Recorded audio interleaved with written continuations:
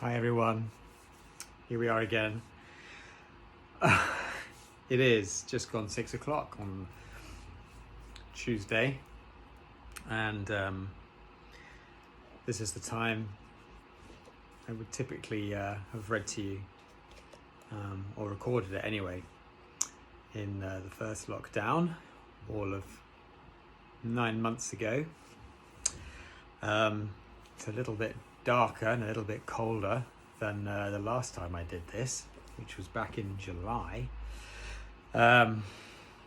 Anyway, okay, so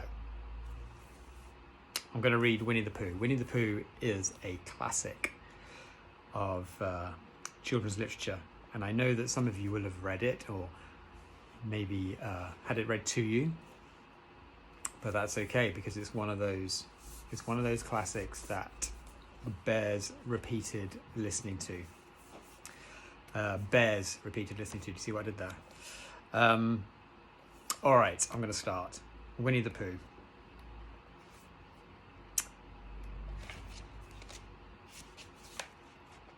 Sorry for the hiatus.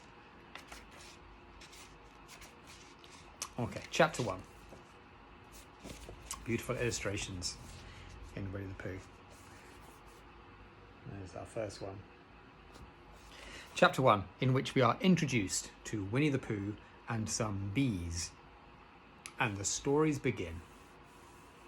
Here is Edward Bear, coming downstairs now, bump, bump, bump, on the back of his head, behind Christopher Robin. It is, as far as he knows, the only way of coming downstairs, but sometimes he feels that there really is another way, if only he could stop bumping for a moment and think of it. And then he feels that perhaps there isn't. Anyhow, here he is at the bottom and ready to be introduced to you, Winnie-the-Pooh. When I first heard his name, I said, just as you are going to say, but I thought he was a boy. So did I, said Christopher Robin. Then you can't call him Winnie. I don't. Yeah, but you said he's Winnie-the-Pooh. Don't you know what "the" means? Ah, yes, now I do, I said quickly, and I hope you do too, because it is all the explanation you are going to get. Sometimes Winnie-the-Pooh likes a game of some sort when he comes downstairs, and sometimes he likes to sit quietly in front of the fire and listen to a story. This evening, what about a story? Said Christopher Robin. What about a story? I said. Could you very sweetly tell Winnie-the-Pooh one? Oh, I suppose I could, I said. What sort of stories does he like? About himself, because he's that sort of bear. Oh, I see. So, could you? Very sweetly? I'll try, I said. So I tried. Once upon a time, a very long time ago now, about last Friday, Winnie-the-Pooh lived in a forest all by himself under the name of Sanders. Here you can see he's sitting under the name Sanders. What does "under the name" mean? Asked Christopher Robin. It means he had the name over the door in gold letters and he lived under it. Winnie-the-Pooh wasn't quite sure, said Christopher Robin. Now I am, said the growly voice. Then I will go on, said I. One day when he was out walking, he came to an open place in the middle of the forest, and in the middle of this place was a large oak tree. And from the top of the tree there came a loud buzzing noise. Winnie-the-Pooh sat down at the foot of the tree, put his head between his paws, and began to think. First of all, he said to himself, that buzzing noise means something. You don't get a buzzing noise like that, just buzzing and buzzing, without its meaning something. If there's a buzzing noise, somebody's making a buzzing noise. And the only reason for making a buzzing noise that I know is because you're a bee.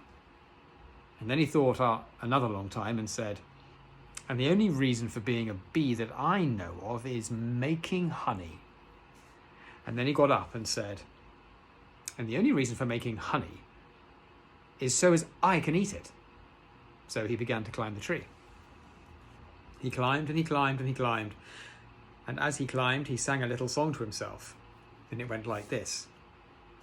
Isn't it funny how a bear likes honey? Buzz, buzz, buzz. I wonder why he does.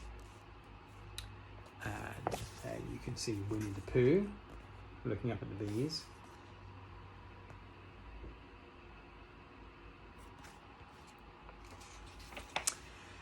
Then he climbed a little further and a little further and then just a little further. And by that time he had thought of another song.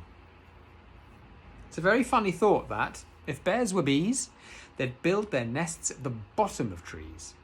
And that being so, if the bees were bears, we shouldn't have to climb up all these stairs. He was getting rather tired by this time, so that is why he sang a complaining song. He was nearly there now, and if he just stood on that branch, crack! Oh, help, said Pooh as he dropped 10 feet to the branch below him.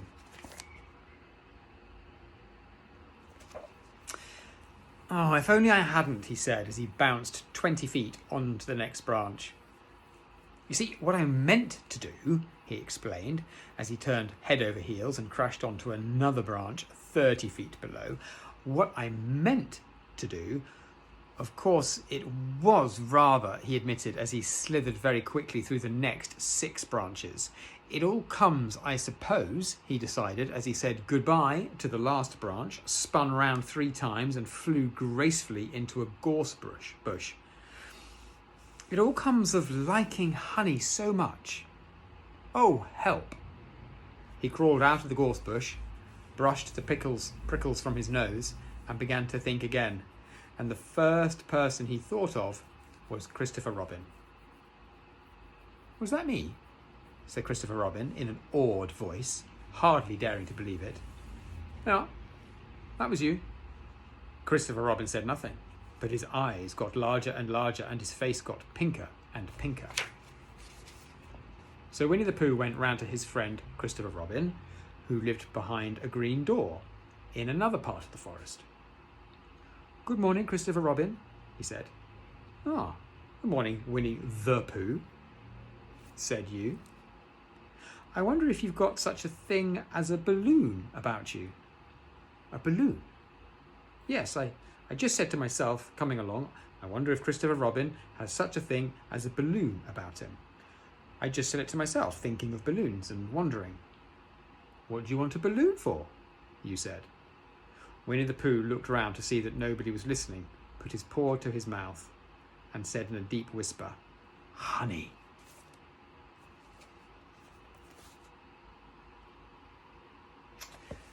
So the story is being told to Christopher Robin. And Christopher Robin is listening, but he's also in the story. But you don't get honey with balloons.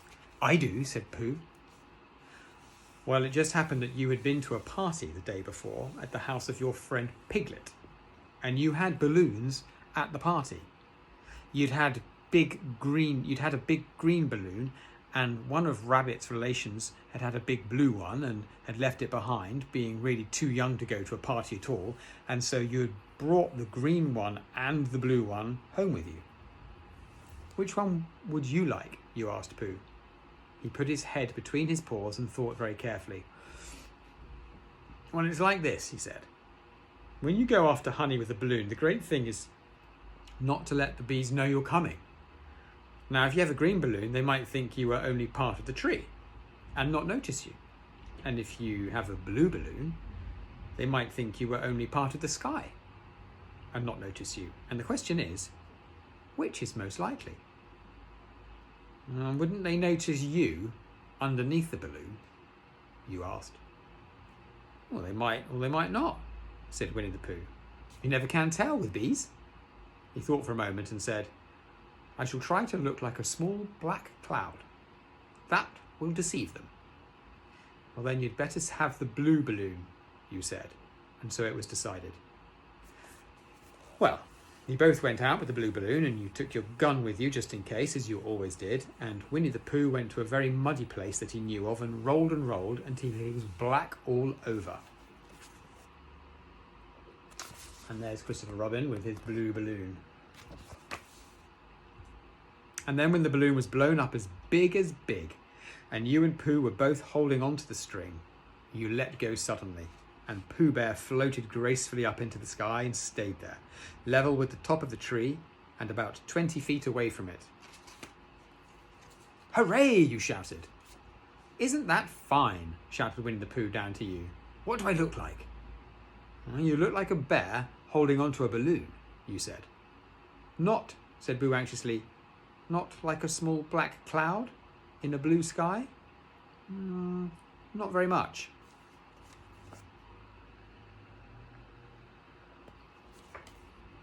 "Oh, well, perhaps from up here it looks different. And as I say, you never can tell with bees." There was no wind to blow him nearer to the tree, so there he stayed. He could see the honey, he could smell the honey, but he couldn't quite reach the honey.